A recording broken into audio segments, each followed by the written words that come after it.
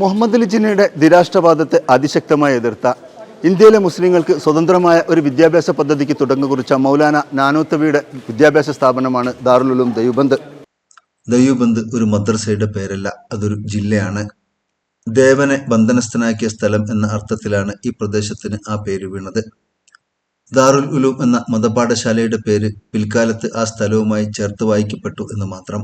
മൗലാന മുഹമ്മദ് കാസിം നാനൂത്തുവി എന്ന മതപണ്ഡിതൻ 1866 സ്ഥാപിച്ച ഈ മതപാഠശാലയ്ക്ക് ഇന്ത്യൻ സ്വാതന്ത്ര്യ സമരവുമായി ബന്ധപ്പെട്ട ഉജ്ജ്വലമായ ചില അധ്യായങ്ങളുടെ കഥ പറയാനുണ്ട്.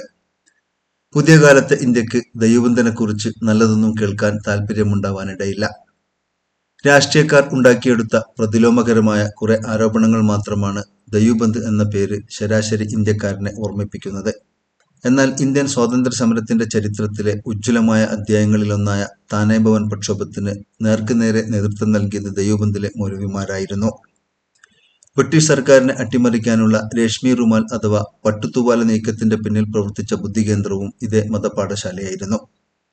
ഇന്ത്യ വിഭജനത്തെ അതിശക്തമായി എതിർത്ത് കോൺഗ്രസിനു പിന്നിൽ അടിയുറച്ചു നിന്ന മൗലാനമാരായിരുന്നു ദെവ്ബന്ദിലേത്.